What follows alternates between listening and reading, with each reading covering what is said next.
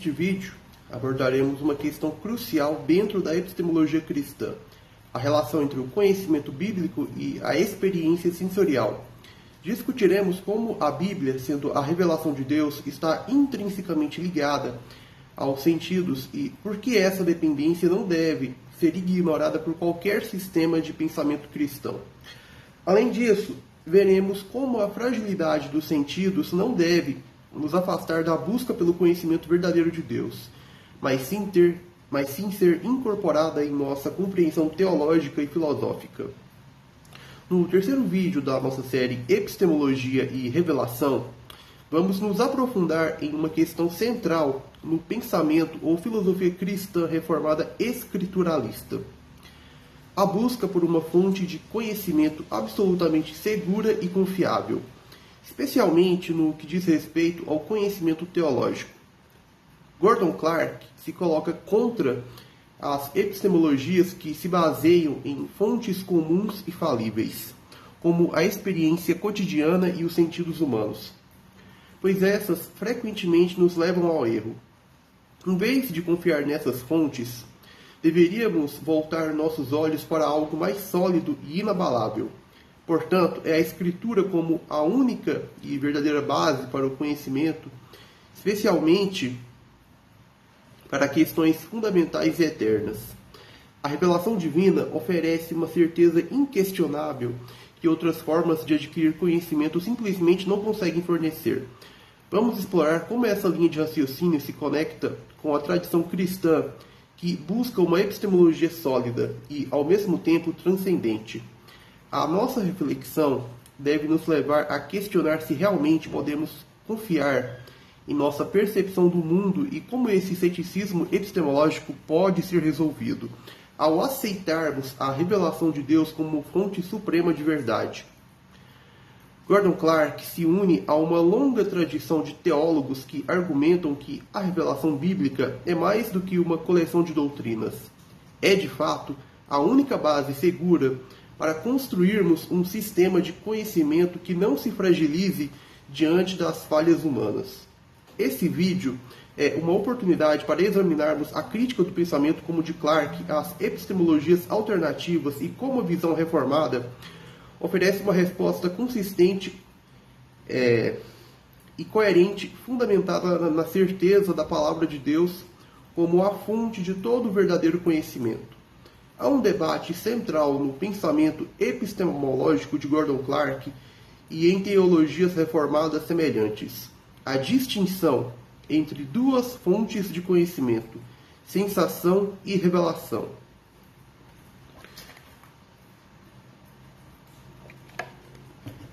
A tradição a qual Clark está associado e defende coloca a experiência sensorial como falível, ou seja, qualquer conhecimento que adquirimos por meio dos sentidos está sujeito ao erro e, portanto, marcado pela incerteza. Por outro lado, essa mesma tradição afirma que a Bíblia, sendo a infalível revelação de Deus, nos oferece um conhecimento seguro e absoluto, completamente livre da incerteza. Clark, ao enfatizar a falibilidade da experiência sensorial, corretamente está se posicionando em oposição às epistemologias empiristas, que defendem que o conhecimento vem primariamente através da percepção sensorial. Em vez disso, ele se alinha com a ideia de que o verdadeiro conhecimento, especialmente o teológico, só pode ser encontrado na revelação divina.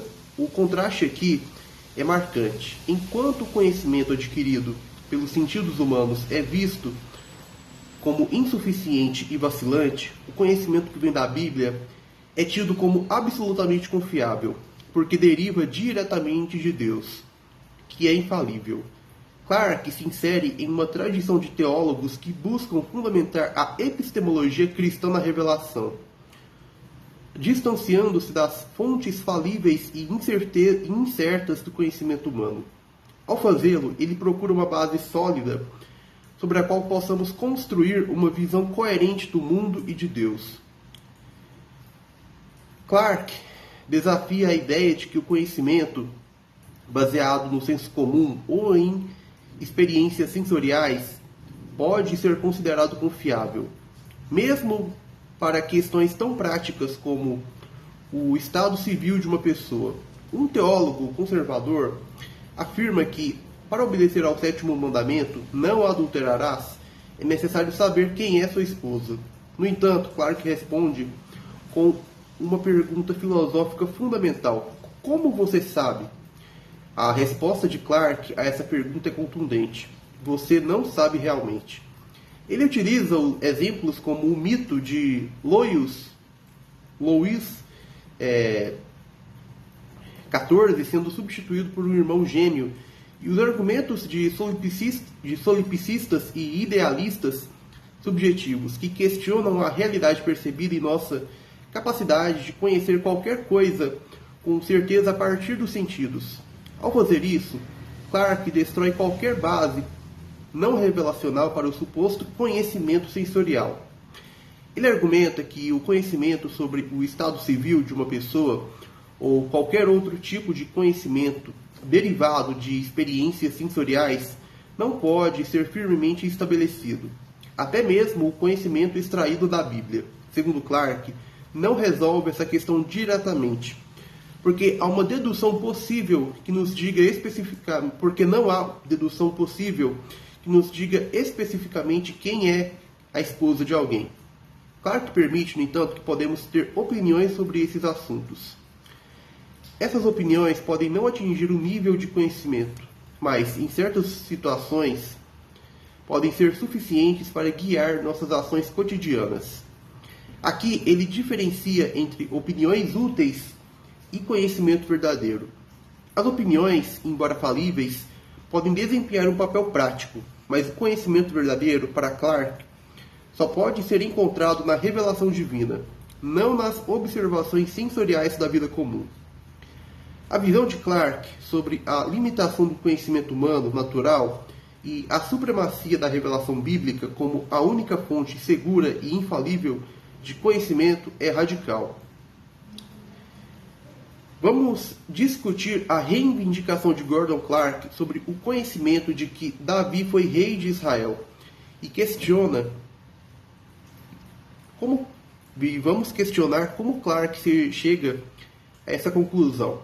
Clarke poderia afirmar que ele deduz essa informação a partir de um axioma, mas essa dedução seria inválida.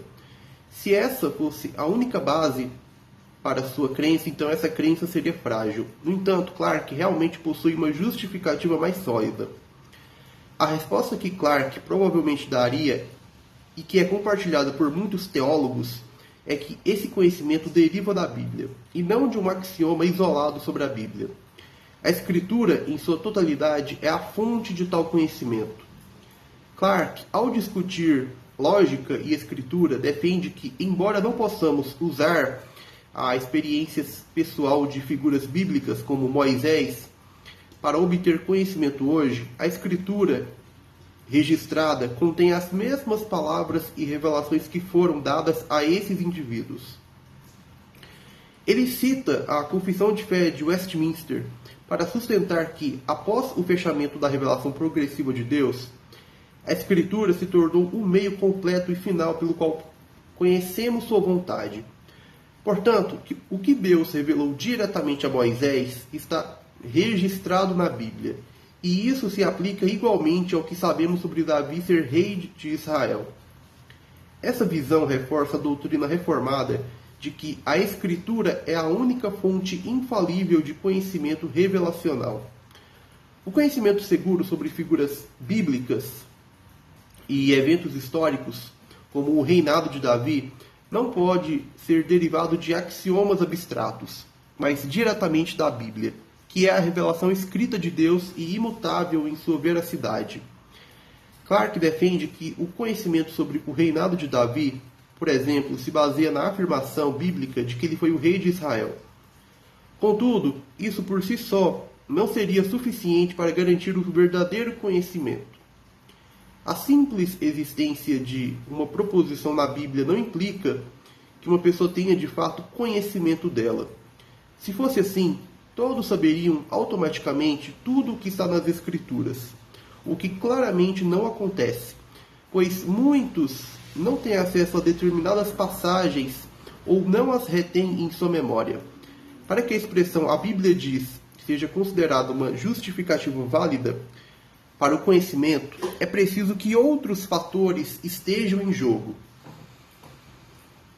O indivíduo deve ter lido ou sido exposto àquela passagem bíblica e, além disso, deve acreditar no que está registrado ali. O conhecimento, portanto, não surge meramente da existência da verdade bíblica, mas da combinação entre a revelação contida nas Escrituras e a apropriação pessoal dessa verdade por meio da leitura, compreensão e aceitação. Dessa maneira, o conhecimento de Clarke sobre o fato de Davi ter sido rei de Israel não decorre simplesmente de uma proposição isolada nas Escrituras, mas de sua leitura e crença no que está escrito. Portanto, o verdadeiro conhecimento exige uma interação entre a verdade revelada e a crença pessoal. Quando Clarke afirma que sabe que Davi foi rei de Israel, porque a Bíblia diz isso, a questão de como ele adquiriu esse conhecimento precisa ser examinada mais profundamente. Ele poderia ter obtido essa informação de professores de teologia ou de outros estudiosos, mas, mais diretamente, ele mesmo leu a Bíblia e chegou a essa conclusão. No entanto, essa confiança direta na leitura pode ser problematizada. Se é possível imaginar cenários hipotéticos, como a substituição de um rei ou mesmo de uma esposa por impostores, não seria tão absurdo considerar a possibilidade de que o próprio livro sagrado de Clarke pudesse ter sido trocado por uma versão falsa. Talvez o que ele considera ser a Bíblia verdadeira seja, na realidade, uma cópia disfarçada contendo erros significativos. E se a verdadeira Bíblia não afirmasse que Davi foi rei? Nesse caso, Clarke estaria sendo enganado por um falso texto sagrado, e suas crenças sobre esse e outros assuntos poderiam ser meras opiniões em vez de um conhecimento genuíno. Esse cenário levanta uma reflexão importante. Em que medida podemos confiar no que consideramos como conhecimento firme e verdadeiro? Especialmente quando há a possibilidade de sermos enganados.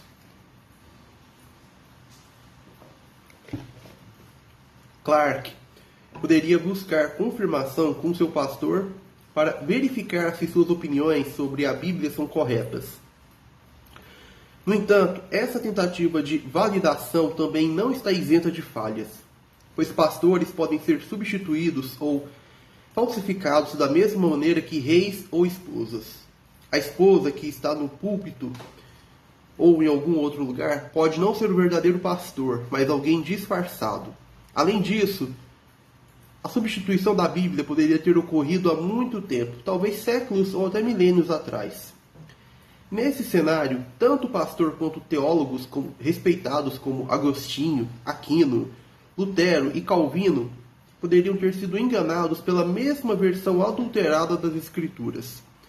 Assim, qualquer alegação de conhecimento bíblico que Clarke possa fazer, especialmente sobre o reinado de Davi, falharia pelo mesmo motivo que seu conhecimento sobre sua esposa, a possibilidade de que ele esteja lidando com um substituto enganoso. Mesmo assumindo que a Bíblia de Clarke seja genuína, ainda existe a dúvida sobre se ele a leu corretamente. Todos sabemos como é fácil, por exemplo, não notar uma palavra essencial como não em uma frase, o que poderia mudar completamente seu significado. Talvez, sem perceber, ele tenha lido que Davi não era rei. Ler novamente corrigiria o erro? Da mesma forma